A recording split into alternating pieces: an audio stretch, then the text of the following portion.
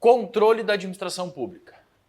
Último tópico, então, que nós abordamos e que aí estende a integralidade do nosso edital. Controle da administração pública, nós passamos por um conteúdo novo, mas também passamos por um conteúdo já abordado.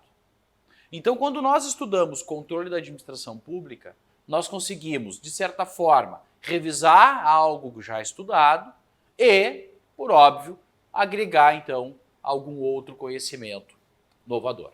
Certo? Então, vamos lá. Controle da administração pública.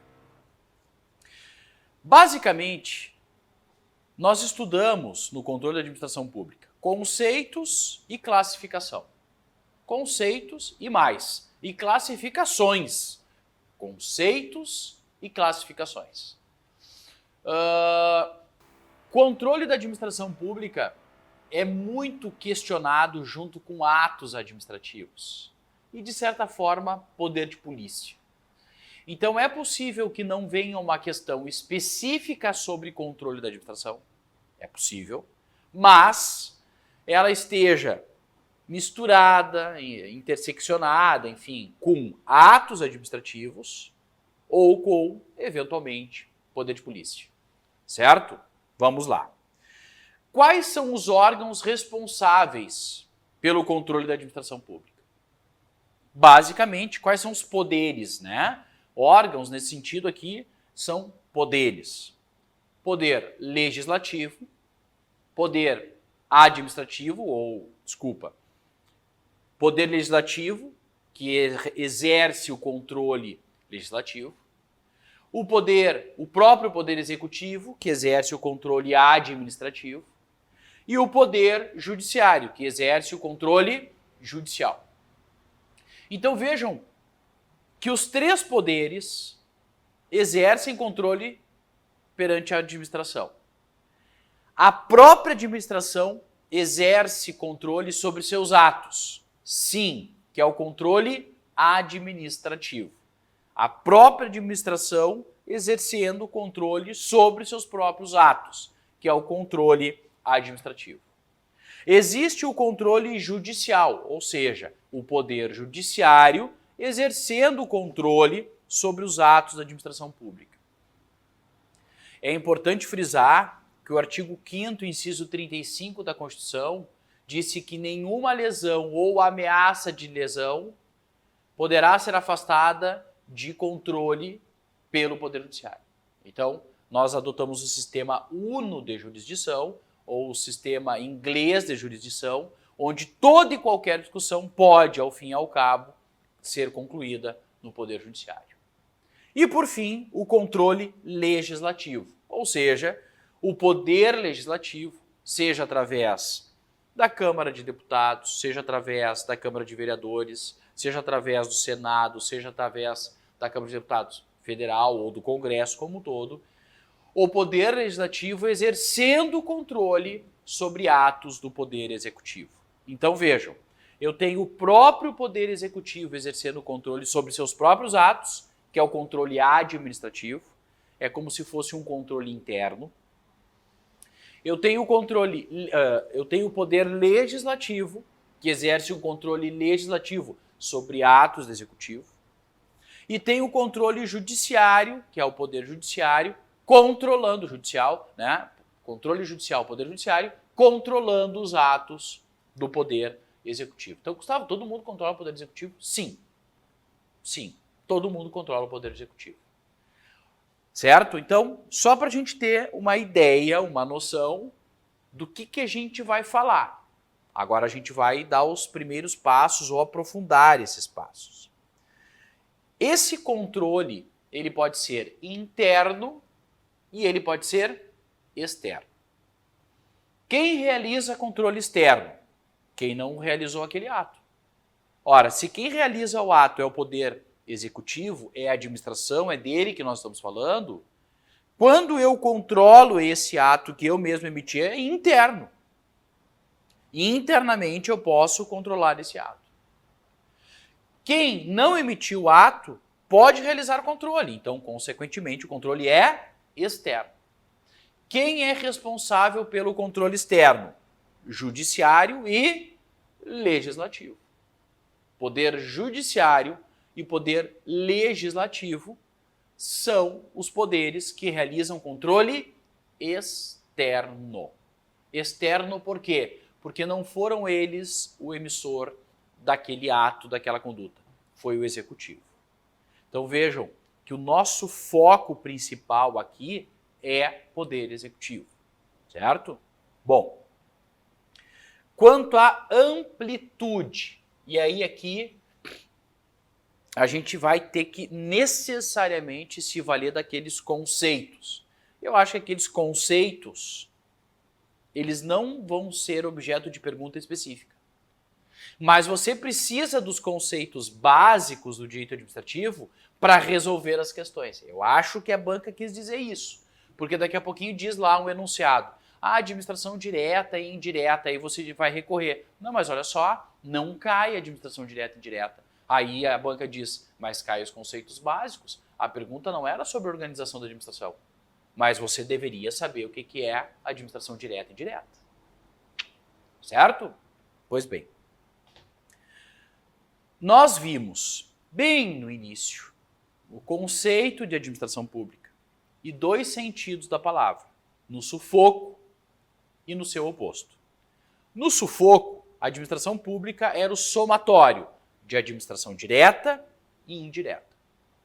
No seu oposto, era administração direta, indireta e outras entidades que exercem, de certa forma, o serviço público. Bom, quando eu estou falando na amplitude do controle, eu tenho que pensar a administração pública, nesse momento, no sufoco, no sentido subjetivo, formal e orgânico. Existe a administração pública direta, que é a União, Estados, Distrito Federal e municípios, e existe a administração pública indireta, que são as autarquias, as fundações, sociedade de economia mista, empresas públicas e segue, tem mais.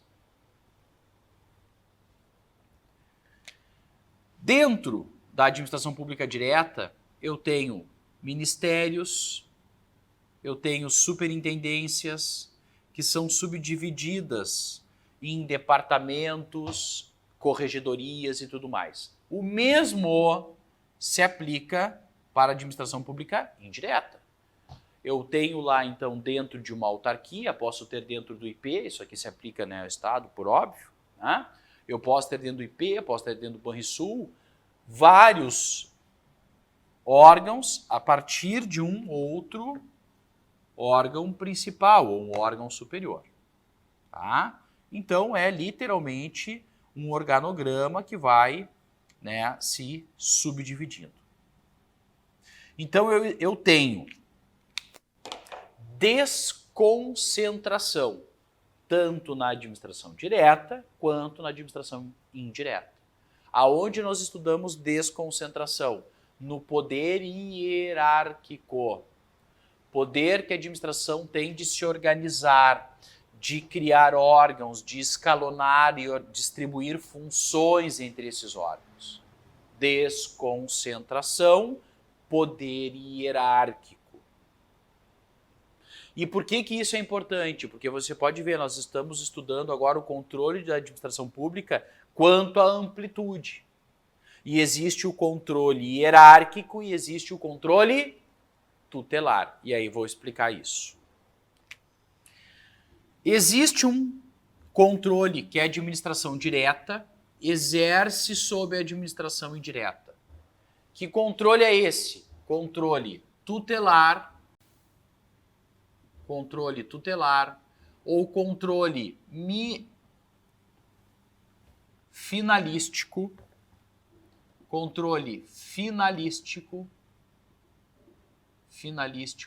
ou supervisão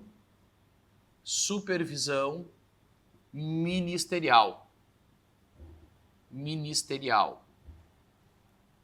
O controle que a administração direta exerce sobre a administração indireta pode ser conceituado como controle tutelar, controle finalístico ou supervisão ministerial. Já vi em questão da Legale falando em princípio da tutela. Quando falou desta relação, deste controle aqui, uma questão falou em princípio da tutela. Meu amigo, eu não gosto de estudar enquanto princípio, muito embora já tenha visto obra clássica, importante, trazendo como princípio da tutela. Mas, no enunciado, falava em administração direta e indireta. E falava em controle. Não tinha controle tutelar, controle finalístico de supervisão ministerial. E falava em princípio da tutela. Tutela, tutelar. Então, o controle que a administração direta exerce sobre a indireta é conhecida como princípio da tutela. Vou na mesma linha da banca. Controle tutelar, controle finalístico ou supervisão ministerial. A direta sobre a indireta. Mas estes órgãos aqui também exercem controle sobre si, né? Os órgãos superiores exercem controle sobre os órgãos inferiores. O próprio órgão exerce um controle sobre si. Então, os órgãos superiores fiscalizam, controlam os órgãos inferiores. Esse controle aqui é conhecido como controle hierárquico. Por quê? Porque ele exige hierarquia. Não existe hierarquia entre entidades. Não existe hierarquia entre entidades da administração direta e indireta. Não existe. Existe vinculação. Entre administração direta e indireta existe vinculação. Entre órgãos existe subordinação. Gustavo, tu acha que poderia cair isso? Especificamente eu tenho dúvida. Mas se eles botam isso aqui no enunciado e você não sabe a diferença de subordinação e vinculação, erra a questão. Mas não adianta. Entendeu? Não adianta. Então, subordinação hierárquica, recurso hierárquico, se dá internamente. Como é que é? Ctrl C,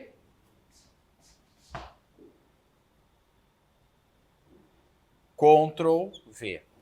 Tudo o que eu falei internamente para administração direta, subordinação hierárquica, recurso hierárquico, vale para dentro da administração indireta. Subordinação hierárquica, recurso hierárquico, certo? Então, entre órgãos, há subordinação. Entre pessoas jurídicas, vinculação. Então, vamos agora sim conseguir estudar o slide que a gente está projetando. Agora nós vamos conseguir. O que é o controle hierárquico? É o controle exercido em razão da subordinação, ou seja, em razão da desconcentração. Esse controle hierárquico é um controle feito internamente e feito em órgãos. Certo? Por isso ele fala, ó, hierarquizada, desconcentração, subordinação. Por que isso? Porque é aquele controle feito internamente. Esse aqui é o controle hierárquico. Ah, Gustavo, então é lá que está a corregedoria. Isso, a corregedoria está aqui dentro. Controle hierárquico. Ah, então é lá que está o controle interno. É, aqui dentro que está o controle interno. Tanto faz se aqui ou aqui. Então, corregedoria, CAGE, está tudo aqui dentro. É o controle hierárquico projetado. Controle tutelar é entre pessoas jurídicas. Olha lá. Também denominado de finalístico, que nós projetamos. Também denominado de finalístico. Ele não exige subordinação. Tá? Então vejam o seguinte, é também um controle hierárquico, mas não exige subordinação. Esse é o cuidado que você tem que ter. Tá? Bom, então, um recurso, quando tem uma decisão num órgão inferior, tá? E você entra com um recurso para um órgão superior, eu tenho denominado como um recurso próprio, recurso hierárquico próprio. Tá? Por quê? Porque os órgãos são subordinados hierarquicamente. É possível um recurso sair da administração indireta e vir para a administração direta? É possível um recurso trocar de entidade, sair de uma estrutura e ir para outra? É possível isso? Só com expressa previsão legal. E como não existe hierarquia, propriamente dito, entre pessoas jurídicas, eu chamo de recurso hierárquico impróprio. E por que impróprio? Porque não há hierarquia propriamente dita entre pessoas jurídicas. Entre pessoas jurídicas existe vinculação. Existe hierarquia, então este aqui é recurso hierárquico próprio. Este que sai de uma estrutura para outra, aliás, eu vou botar a seta dos dois lados, porque pode sair da administração direta e tramitar na indireta e vice-versa. Este é recurso hierárquico impróprio, porque não existe propriamente uma hierarquia. Mas os dois são internos. Olha que interessante. Por quê? Porque envolve executivo. Envolve executivo. Envolve a própria administração. Não estou falando nem de judiciário nem de legislativo. Então, estou falando interno. Certo? Ok? Ótimo. Então tá ali no nosso slide, né? Os conceitos ali, ó, recurso hierárquico impróprio, recurso hierárquico próprio e tudo mais. Certo? Em que momento o controle é realizado? O controle é realizado de forma preventiva, de forma concomitante, digo instantânea, enquanto está ocorrendo, está sendo feito o controle, e a posteriori. Quando o controle é antecedente, né? Preventivo, a priori. Quando ele vem antes do ato. Vou dar um exemplo. O Poder Executivo, olha só, o Poder Executivo, a administração direta, se quiser criar uma entidade da administração indireta, uma autarquia, por exemplo, vai ter que encaminhar um projeto de lei. Quero criar uma autarquia. O projeto de lei vai lá para o Legislativo. Quem aprova ou rejeita aquele projeto de lei é o Legislativo. Então o Legislativo diz, não, acho que não precisamos de uma autarquia para isso. Rejeitamos o projeto. Não, achei interessante a proposta do Executivo, vamos aprovar a lei, né? Vamos aprovar, vamos fazer o processo legislativo, aprovamos a lei. Interessante essa autarquia. Então, a autarquia não nasceu ainda, mas o Legislativo está vendo se vale ou não a pena criar aquela autarquia. É um controle preventivo. Toda essa discussão está antes. Existem outras formas de controle prévio preventivo, como está no slide ali, ó. O presidente autorizar, declarar guerra, permitir, né, aprovar a sabatina dos ministros da Suprema Corte, de agências reguladoras, né, que eles são sabatinados, ou seja, uma arguição pública no legislativo. Né, tudo isso é controle prévio preventivo.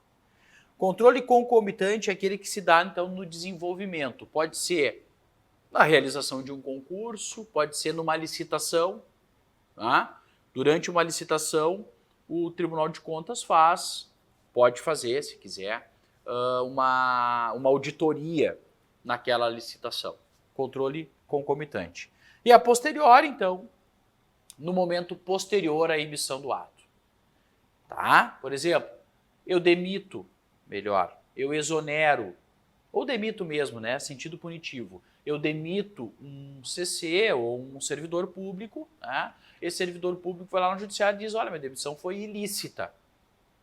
E aí o Poder Judiciário diz, concordo, foi ilícita mesmo, retoma. Mas veja, o ato já foi emitido. Aquele servidor já foi demitido. Ele já foi punido. Então o controle vai vir posterior. A posteriori, né? Como queira. Tá? Fácil.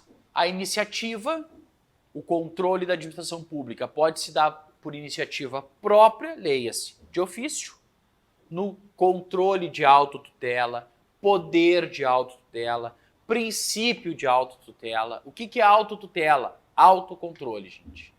Olha, não confunde, hein? Isso aqui é tutela. Eu estou falando auto. Autotutela está aqui dentro, ó. Autotutela está aqui. É autocontrole. Então, princípio da autotutela, já vi. Poder de autotutela, já vi. O que interessa é a autotutela. O que eles querem botar adiante, a expressão anterior não nos interessa. Tá? Ou provocado. Um terceiro provoca o controle, né? Seja no âmbito judiciário, seja no âmbito da própria administração. Então, a administração cria um canal de denúncias. E o terceiro vai lá, então, e dá início a esse controle. Aqui, nessa parte final, é que eu acho que a banca pode vir com um pouco mais de força.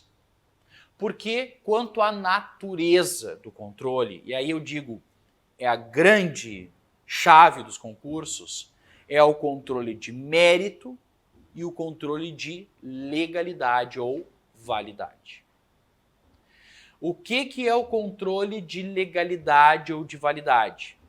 É o controle que se realiza se uma conduta da administração foi lícita ou ilícita. E agora, olha quantas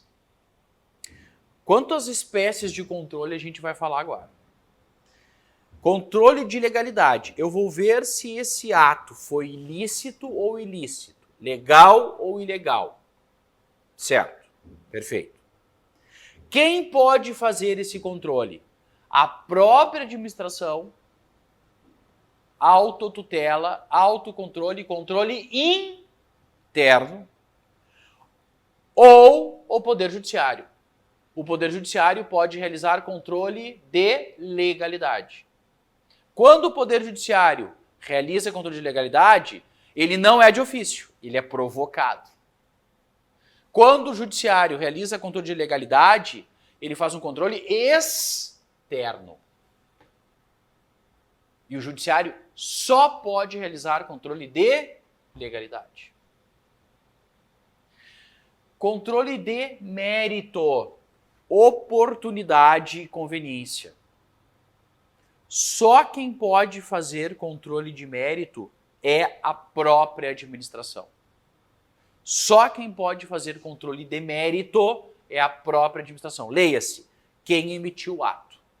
Se quem emitiu o ato disse que ele era oportuno e conveniente, somente quem emitiu o ato pode dizer que ele se tornou inoportuno ou inconveniente.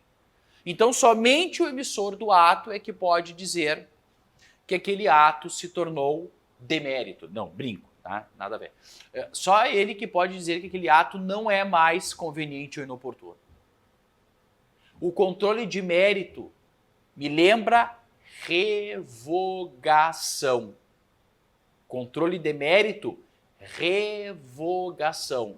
Se dá apenas nos atos discricionários. O controle de legalidade, anulação. Anulação. Lembra? Lei. Eu não comentei, tá? O controle de mérito é interno, né?